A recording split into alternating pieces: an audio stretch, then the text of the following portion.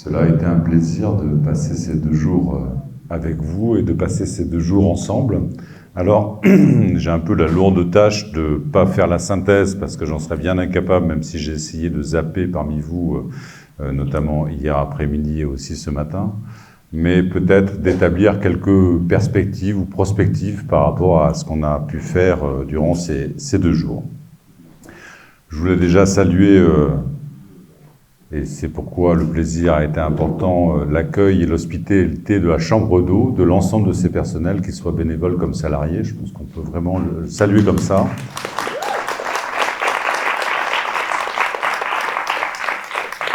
Et dire que c'est aussi parce qu'ils ont construit ce cadre-là que vous avez eu une extrême richesse des échanges. Beaucoup de choses ont été dites, et encore, moi, j'en ai vécu que peu, finalement, dans la totalité. Très grande richesse des échanges, ce qui fait que, évidemment, ce que je vais vous raconter maintenant va être très parcellaire par rapport à tout ce que vous avez accumulé dans les échanges que vous avez pu avoir.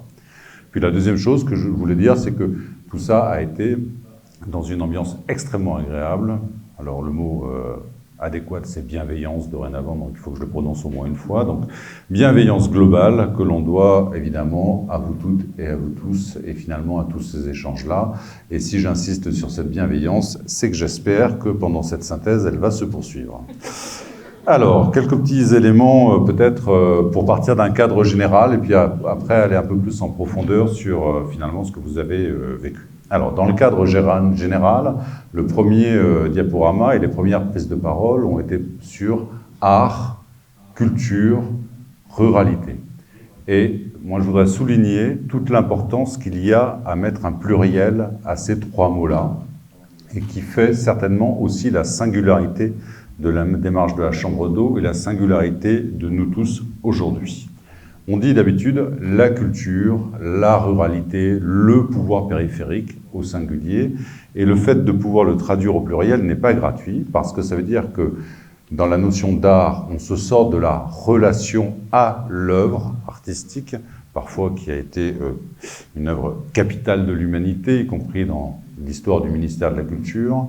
On se sort aussi de la relation simplement à l'artiste, mais on est bien dans une relation aux artistes et aux arts. Et ces artistes et ces arts, ils produisent d'ailleurs des esthétiques interdisciplinaires, on en a vu beaucoup dans les échanges, ou indisciplinaires, avec même des éléments de métissage. Et là, il y a un vrai enjeu à se sortir d'une représentation de l'art très romantique, qui est notre représentation très française, et qui, me semble-t-il, ici, pose une relation aux arts, aux artistes, et non pas simplement à un singulier ou à une singularité.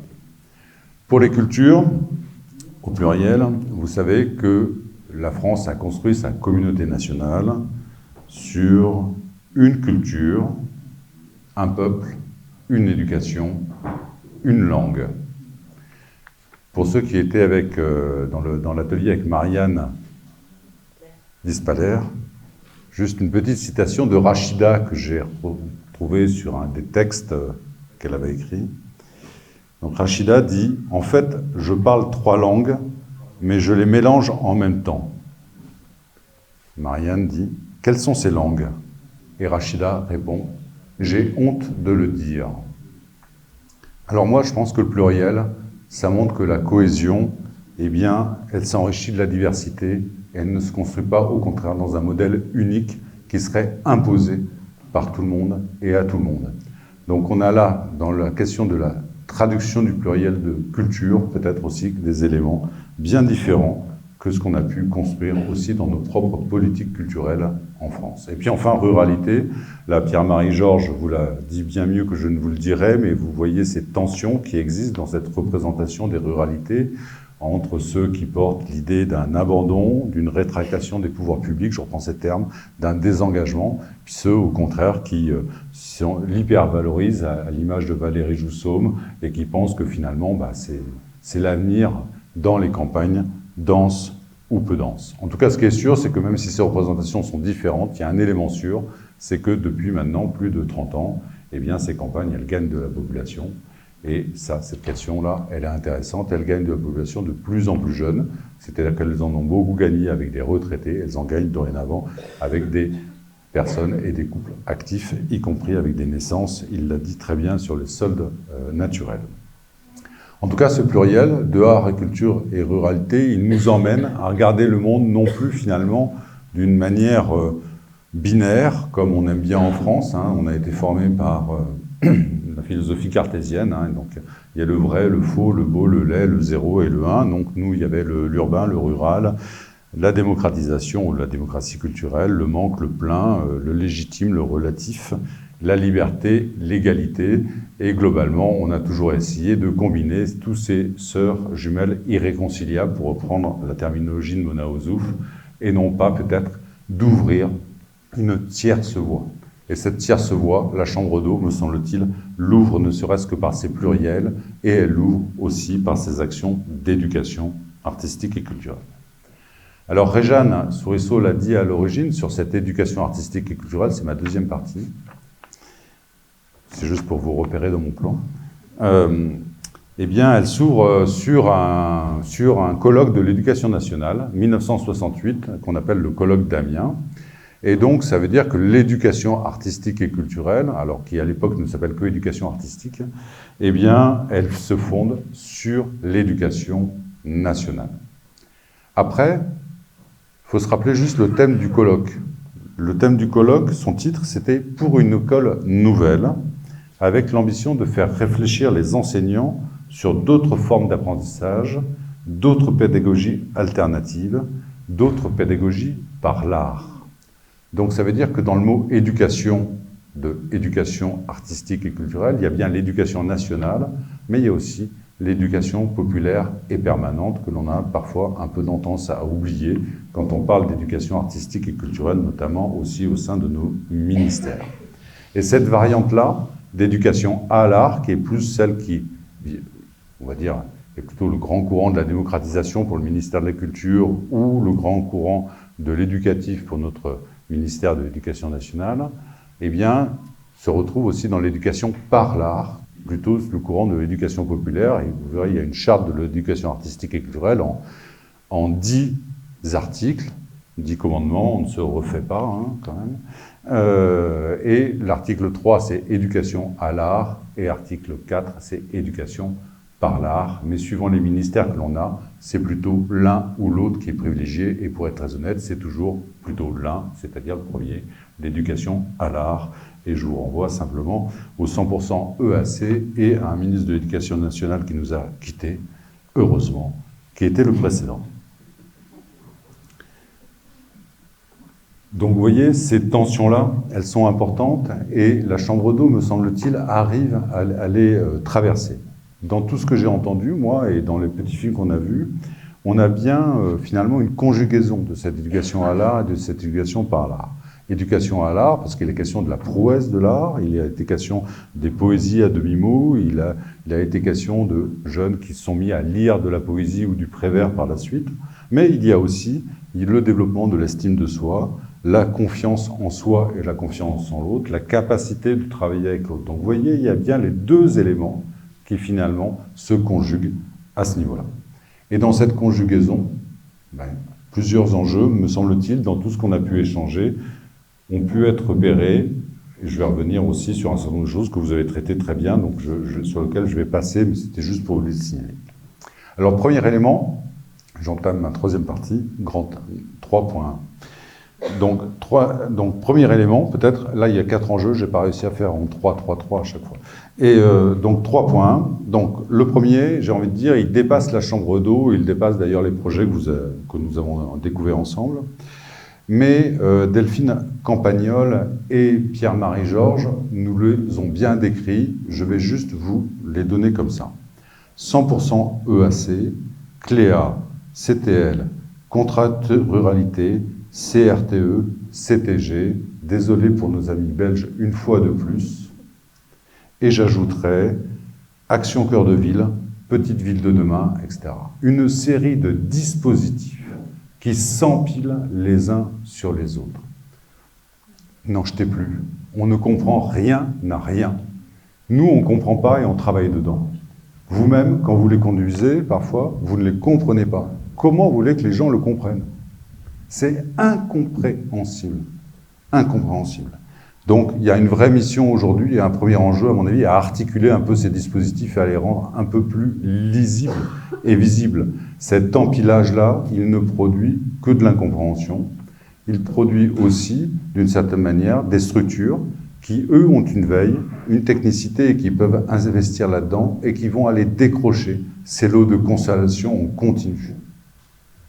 C'est ce qu'on appelle l'égalité des chances des territoires. Dorénavant, ce n'est plus l'égalité territoriale, c'est l'égalité des chances aux meilleurs qui gagnent.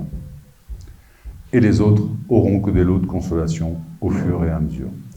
Et cette technicité va se dire qu'il faut avoir des grosses structures, parce qu'il n'y a que les grosses structures qui peuvent se payer des gens qui vont en effet avoir une veille et répondre à tous ces éléments qui passent. Donc, à mon sens, il y a un vrai enjeu aujourd'hui, à une plus grande clarté, même si je constate, et c'est un avantage, parce que nous sommes humains, que, heureusement, il y a des gens comme les conseillers et conseillères territoriales des DRAC qui arrivent à trouver les solutions, de les traduire, même si, finalement, ça ne rentre pas tout à fait dans les cases.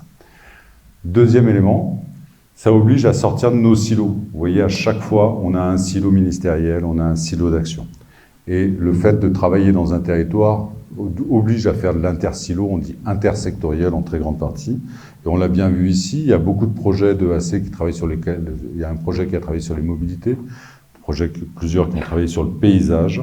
Donc finalement, un vrai enjeu dans nos politiques publiques aussi à se sortir de ces politiques sectorielles qui nous ont construites en France, en très grande partie, et qui aujourd'hui ne répondent pas à une attente de territoire, parce que dans les territoires, nous on traverse un petit peu, heureusement, ces champs-là, sans trop de difficultés.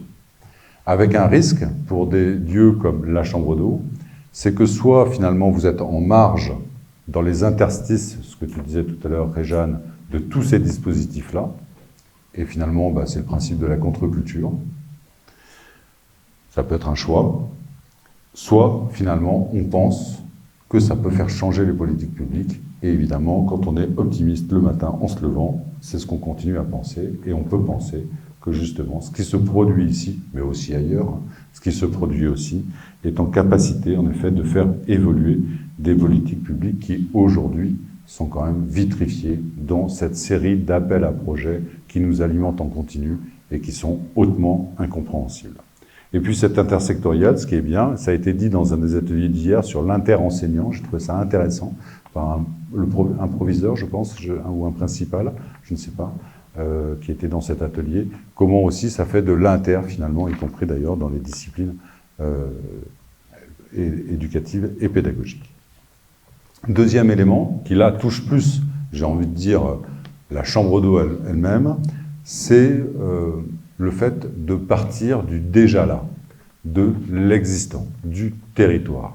Et vous voyez, dans beaucoup d'actions d'éducation artistique et culturelle, on a tendance à faire l'inverse, c'est-à-dire à apporter la ressource d'abord pour montrer, en effet, ce qu'il est bien de montrer dans un territoire.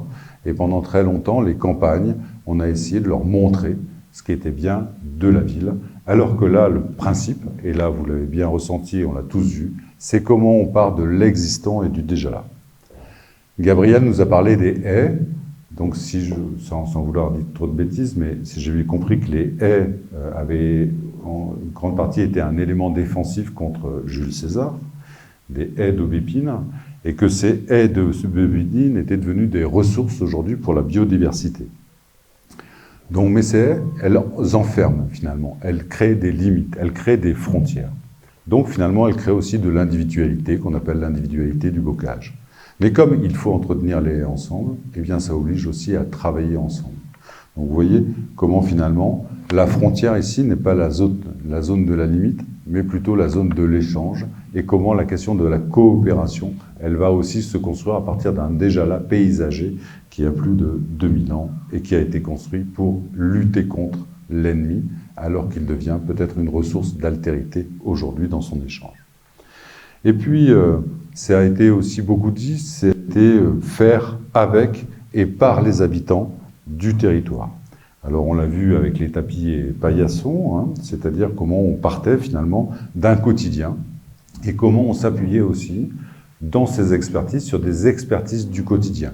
Des charpentiers, des paysagers, des personnes tout simplement qui ont des torchons et des serviettes. Ces experts du quotidien, ils ne viennent pas contester des experts artistiques, des experts culturels, des experts politiques, ils viennent simplement les compléter. Il y a un très joli mot de Jacques Ralite, ministre de François Mitterrand, ministre communiste de François Mitterrand en 1981, les 4 ministres communistes, de Jacques Ralite, qui parle d'une grève des ouvrières de Sonolor à Aubervilliers, et qui dit qu'on avait convié autour de la table tous les experts syndicaux, les experts politiques, etc. Et puis on avait convié, pour finir, les ouvrières elles-mêmes, ces expertes du quotidien, c'est pour ça que je reprends cette terminologie, qui elle apportait un regard extrêmement, non seulement complémentaire, mais tout aussi juste sur ce qu'elle faisait. Troisième élément, dans ce déjà-là, eh bien, cette rencontre, elle se fait en très grande partie dans des lieux non dédiés, des lieux communs, et autres lieux dits peut-être, en tout cas des lieux qui sont aussi des facteurs de lien, c'est-à-dire comment on va chez l'autre, comment on est accueilli chez l'autre, ou comment tout simplement on vient peupler des lieux différents. On l'a vu avec Polymorphe, bien sûr, et puis la chambre d'eau en fait évidemment largement partie. Quatrième et dernier point sur ce déjà-là, peut-être, eh bien tout ceci génère un sentiment d'appartenance, une fierté territoriale que Madame la maire de Lenouvion, je n'entends pas, c'est ça, a, je crois, bien traduit, puisqu'on a compris qu'elle avait le plus beau village du monde dans ses premières paroles, donc manifestement une fierté territoriale, et qui renvoie à un rapport assez intéressant qui a été émis par un chercheur qui s'appelle Xavier Greff, 2006, qui était un rapport au Premier ministre sur l'attractivité de la France, et qu'on a tous mal lu, parce qu'on a compris que pour être attractif, il fallait globalement construire des gros musées, si possible en entrée de port ou à la confluence de fleuves, sur le modèle du syndrome de Bilbao. Donc le musée à Marseille, le musée des confluences à Lyon, l'île de Nantes, la cité de l'industrisation à Bordeaux.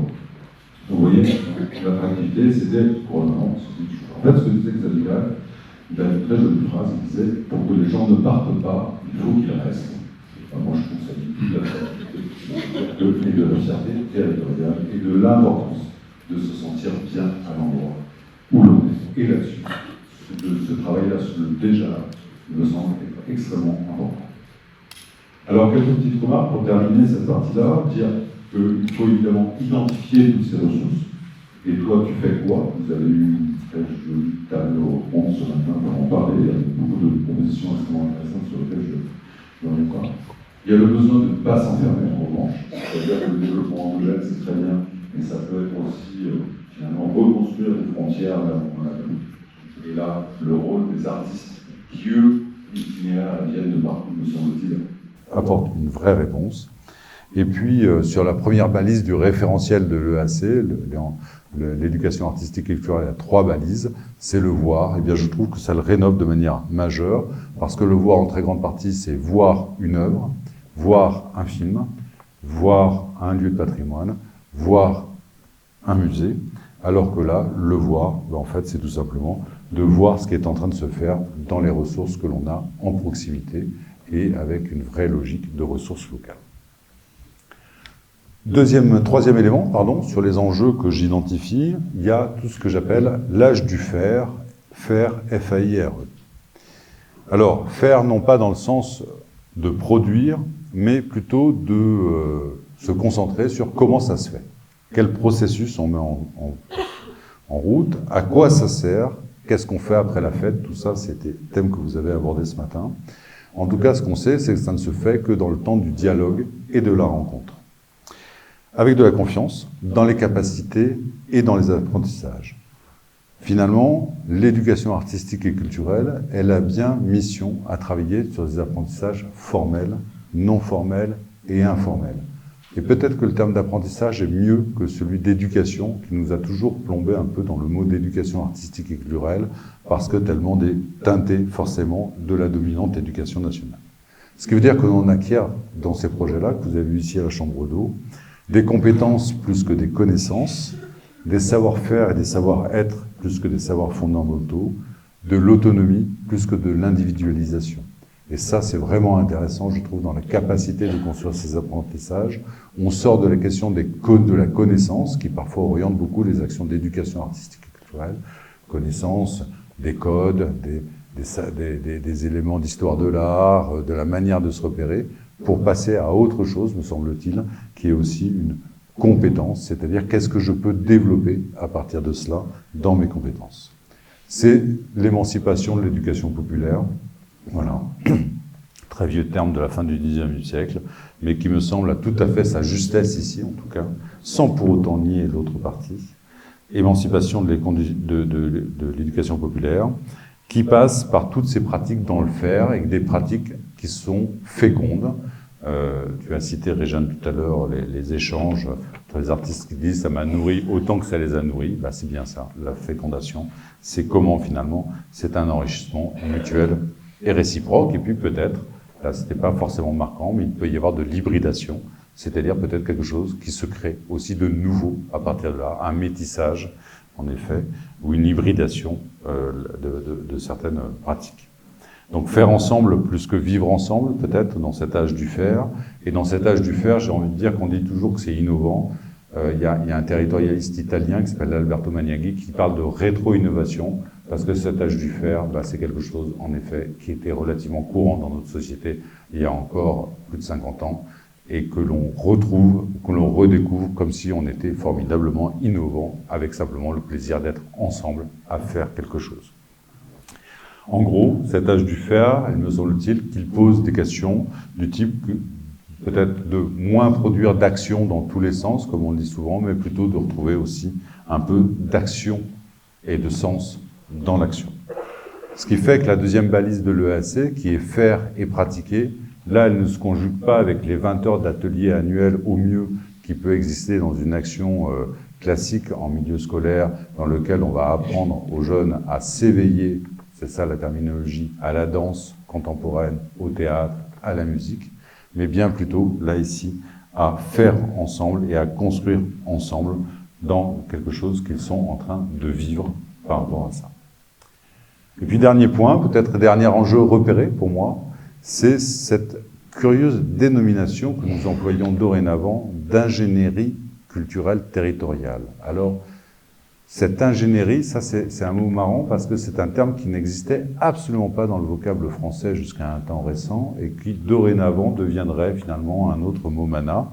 Avant on parlait de médiation, on parlait de manager des projets, on parlait même de diriger des équipes et des structures. Maintenant on est des ingénieurs culturels. Voilà. Drôle de situation. Alors cette ingénierie, faut la voir avec un mauvais côté, c'est une vision anglo-saxonne qui nous arrive, donc avec ce qu'elle peut porter aussi parfois de libéralisme. Mais ça pose aussi, me semble-t-il, un autre rôle dans la manière de conduire du projet. Et le rôle ici, pour la Chambre d'eau, pour moi, en tout cas c'est clair, c'est d'organiser ces assemblages. Je crois que c'est Madame la maire aussi qui a prononcé le mot d'assemblage dès l'origine. Dans le Bordelais, on en parle beaucoup des assemblages parce que c'est le principe même d'Épinard. Hein. Mais bon, ici on assemble la bière, non, on peut pas. Bon bref, donc assemblage, organiser les assemblages. Et cet assemblage, il est assez intéressant parce que pendant très longtemps dans l'EAC, on a assemblé que 2 personnes, l'artiste et son projet, le pédagogue et son projet. Là, ce qu'on a vu, c'est qu'il faut assembler beaucoup plus de personnes. Il faut assembler toujours l'artiste, bien sûr, et son projet. Il faut assembler le projet de l'établissement, qu'il soit une école, un collège, un lycée, un centre d'animation, un centre social, peu importe. Il faut assembler aussi le projet de l'établissement culturel. Et puis enfin, il faut assembler le projet des personnes et leur propre parcours à l'intérieur de ça. Et on pourrait encore ajouter à cet assemblage-là, il faut aussi assembler les personnes qui nous représentent, c'est-à-dire des élus, qu'ils soient élus de la République ou élus associatifs. Et puis on pourra encore continuer finalement à accumuler avec finalement le besoin de savoir non pas qui est le chef ou la chef, comme vous l'avez très bien corrigé ce matin, ni pourquoi ça va clasher, comme vous l'avez aussi abordé, mais finalement comment on boit un coup ensemble dans une relation réciproque où l'on va construire, le mot est un peu voilà, vulgaire, enfin, le mot de gouvernance est un peu embêtant, mais je veux quand même l'utiliser, de comment on va gouverner ensemble et dans quelle relation de pouvoir on va le faire. Et ça, me semble-t-il, ça a été beaucoup abordé. On a été frappé hier, quand on a construit les questions que vous avez traitées ce matin, la question de la gouvernance, entre guillemets, c'est celle qui est arrivée en premier dans tous les petits papiers que l'on avait, parce que la difficulté de travailler ensemble, la coopération, vous savez, c'est les ethologues qui disent ça, la coopération est par nature humaine. Mais la réaliser n'est pas aussi simple que cela peut sembler. Et on l'a bien vu dans l'exemple avec carton plein, me semble-t-il, et puis aussi dans un autre exemple hier, comment parfois cette gouvernance, eh bien, elle peut être fragile et qu'elle demande forcément de l'engagement de tout le monde. Il y a une phrase que j'ai beaucoup aimée, que j'ai entendue dans un atelier, qui est « Tu ne peux pas être à moitié autour de la table ». Je trouve que c'est très très bien dit. C'est-à-dire que cette gouvernance, elle demande en effet quelle nature de l'engagement de chacun, est plein et entier, et comment, en effet, derrière, eh bien, cet échange, il va pouvoir se faire. Pour ça, il y a des méthodes, il y a des protocoles, vous en avez abordé pas mal ce matin, c'était assez intéressant, je trouve qu'il y a beaucoup de propositions dans ce que vous avez fait, mais ça rappelle surtout que l'éducation artistique et culturelle, c'est pas un dispositif, c'est pas une doxia, hein, c'est pas un dogme, c'est finalement une manière de faire, c'est un sens, c'est une manière de faire, et donc ça veut dire que le processus finalement qui est engagé, eh bien, il sera toujours différent, même si on arrive à le protocoliser en une partie, il sera toujours différent parce que les personnes autour de la table que vous avez, elles sont forcément différentes. Et ça, c'est quelque chose, me semble-t-il, que Réjeanne a beaucoup soulevé, mais qui me semble remonter aussi beaucoup de ce que j'ai pu entendre, c'est que, alors ce que tu nommes l'écosystème, bon, je vais nommer la manière de fonctionner de la chambre d'eau, moi, est une posture extrêmement intéressante qui renouvelle complètement la question de l'ingénieur culturel. C'est-à-dire, finalement, comment on a construit ce réseau de liens faibles, ce réseau d'interconnaissance, cette histoire, cette capacité à mettre en lien des personnes, à se connaître entre nous, et finalement, c'est ça qui est absolument inévaluable. Et dans une politique publique, c'est inévaluable. C'est aussi un peu le risque, parce que cette invisibilité que tu signalais, eh bien, ça veut dire qu'elle n'est pas financée, parce qu'elle considère que ça va de soi. Mais je peux vous dire que ça ne va pas de soi, et que c'est un immense travail, ce qui fait que, il me semble que la posture de la chambre d'eau ici, là, dans les projets de AC, c'est vraiment cette posture de tiers intercesseur, terme que j'emploie, voilà. Tiers intercesseur, ça veut dire qu'on est à la fois facilitateur, c'est-à-dire comment, finalement, on crée les conditions du dialogue. On est à la fois médiateur, parce qu'on conjugue les référentiels, et puis on est aussi pas mal diplomate, parce qu'il va falloir générer les rapports de force et puis trouver aussi des langages communs entre des personnes différentes. Et il me semble que cette posture-là, la chambre d'eau, l'a vraiment de manière importante. Et en fait, dans la conduite du projet, dans la gouvernance, on est déjà dans un principe de formation, d'auto-formation. Si on devait reprendre le champ aussi des pédagogies alternatives, d'auto-formation, qui, moi, me semble être beaucoup plus important et intéressant que le champ de la formation des élus que Pierre-Marie a abordé la première matinée, parce que la formation des élus, moi, ça fait 40 ans que je travaille dans le champ de la culture, ça fait 40 ans que j'entends parler de la formation des élus. Et ça veut dire que manifestement, on n'a pas dû bien réussir à les former quand même. Hein. Ou alors, tout simplement, que vraiment, c'est vraiment les prendre pour des idiots que de penser qu'il faut les former, parce que nous, on sait et eux, ils savent pas. Alors que l'auto-formation, c'est finalement quelque chose que l'on fait dans le courant et dans le faire du projet. Et elle nous apprend souvent beaucoup plus, finalement, de l'un et de l'autre, que d'une formation un peu descendante que l'on serait censé pouvoir donner. Tout ça, me semble-t-il, rénove le troisième parti, la troisième balise de l'éducation artistique et culturelle, qui est celle qui est la plupart du temps jamais traitée, d'ailleurs, qu'on appelle l'interpréter. Et cette interpréter, finalement, elle peut avoir deux sens. Elle peut être, quand on est plutôt dans le versus éducation à l'art, comment j'acquiers des codes, je sais comment me comporter face à un spectacle, je l'inscris dans une histoire de l'art, j'ai un sens critique. Et quand on est dans l'éducation par l'art, tout simplement comment ça nous aide à nous construire pour faire peut-être tout autre chose que de devenir un bon spectateur, ce qui me semble jamais être une ambition en elle-même. Donc l'interpréter, là, c'est différent. Ça se passe par l'inconstruit, par une communauté qui s'est créée. Et cette communauté, il me semble qu'elle est créée aussi parce que le tiers intercesseur de la chambre d'eau l'a rend. Je conclus dans les 6 minutes restantes, pour bien vous libérer à 13h, par 3 éléments qui, moi, m'ont semblé être peut-être des limites que l'on n'a pas vraiment traitées, ou que l'on a commencé à aborder, mais qu'il serait intéressant de creuser. Bon, la première, c'est la question de l'injonction participative. Pendant des années, la participation des habitants à la vie culturelle de leur territoire, la participation des personnes à l'agriculture n'a pas été une question existante dans le champ des politiques culturelles françaises. Et quand je dis des années, c'était encore il y a 10 ans, donc c'est quand même pas non plus la préhistoire. C'est quand même un peu à l'époque, comme diraient mes étudiants, mais c'est quand même pas la préhistoire. Cette participation, aujourd'hui, elle s'est imposée. On l'entend partout, dans tous les vocables, dans les vocables politiques, dans les vocables des acteurs, etc. Attention, à l'inverse, à pas tomber dans son injonction participative, c'est-à-dire à dire rien ne peut se faire sans cette participation. D'autant plus quand on n'a pas déterminé c'est quoi la participation dans le projet. Parce que la participation, vous savez, elle a des degrés différents. La participation, ça peut être simplement de venir pratiquer avec les autres.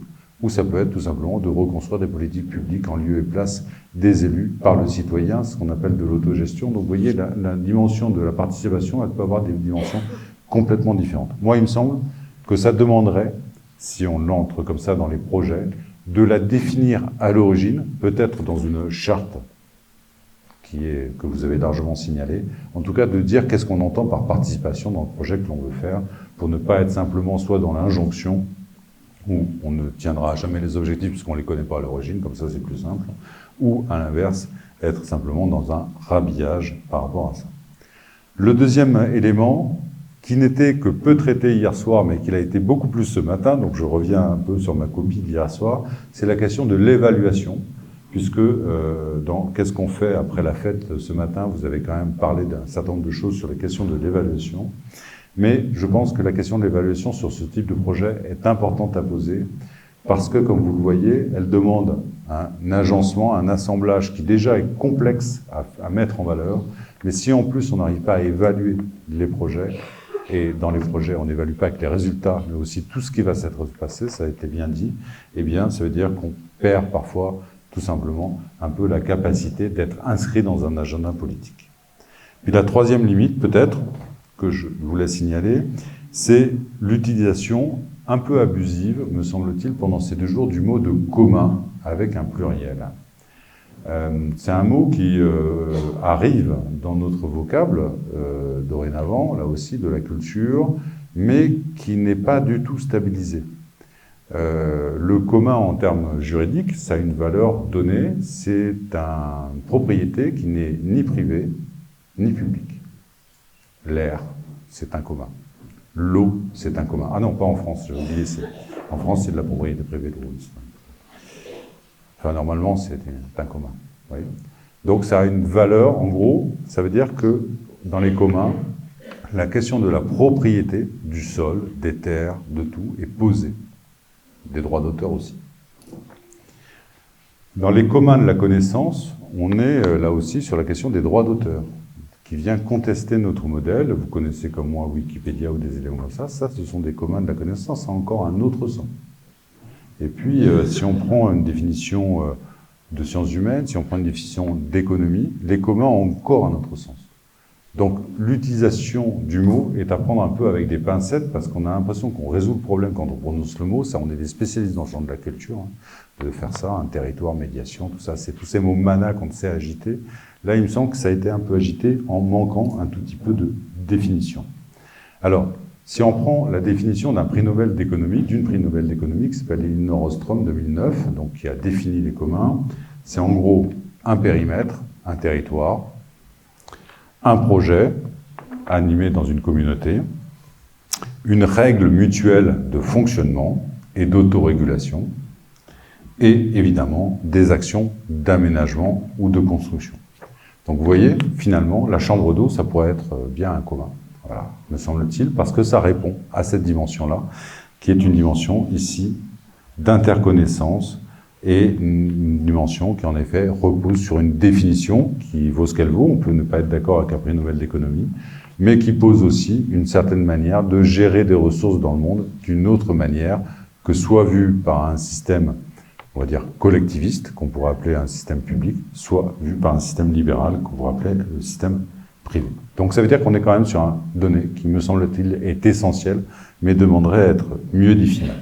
Puis je voulais juste vous donner une petite anecdote, donc je vais légèrement déborder, parce que je trouve que c'est assez intéressant, qui est hérité d'une personne qui s'appelle Irène Favreau, qui a travaillé un petit peu sur cette notion de commun et qui donne l'exemple d'un commun très bien repéré à Rome, À Rome, en fait, il y a ce qu'on appelle la Casa Pound. La Casa Pound, c'est une communauté qui s'est installée dans un quartier qu'on appelle l'EUR, qui est un quartier qui a été construit sous Mussolini, que vous connaissez peut-être, ce sont des grandes arches un peu néoclassiques, des grands bâtiments blancs qui sont construits de cette manière-là et qui sont vides qui étaient vides depuis un certain moment. Et donc, cette communauté s'est installée dans cet élément-là et rend un certain nombre de services, voilà, avec des règles qui se sont définies pour, en fait, les habitants de ce quartier. Ils sont bien donc un commun, ils ont un périmètre, ils ont bien un projet, une communauté, ils ont des règles mutuelles et ils font bien une opération d'aménagement. Seul petit problème, dans le sous-titre de Casa Pound, c'est « fasciste du 3e millénaire ».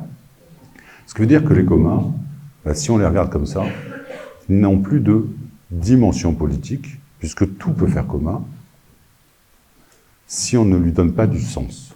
Et il me semble que cette question-là, elle est à poser aujourd'hui, si on utilise cette notion de commun, qui ne sont donc pas forcément que des bonnes choses.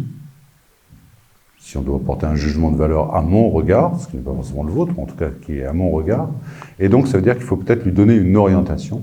Et cette orientation, elle était beaucoup absente de nos débats, même si elle a été prononcée sur une table hier, c'est la notion de droit humain ou de droit culturel, qui donne tout simplement aussi le fait qu'à ce moment-là, on ne regarde plus les communs simplement comme une communauté qui s'organise et qui rend des ressources à l'ensemble d'un territoire, mais bien avec un sens de droit humain inséparable et insécable qui font qu'à cet endroit-là, finalement, on peut avoir du sens dans les droits de l'être humain et donc dans une condition de valeur et de sens que l'on ne perd pas parce que sinon, on a des capacités à faire, ça sans aucune difficulté, mais à faire peut-être en perdant parfois un peu le sens de pourquoi on le fait. Voilà ce que je voulais vous dire ce matin. J'ai un peu dépassé, voilà. Est-ce que ça allait pour vous? Ouais, c'était à peu près clair ou pas trop? Ouais? Ok. Super, merci encore.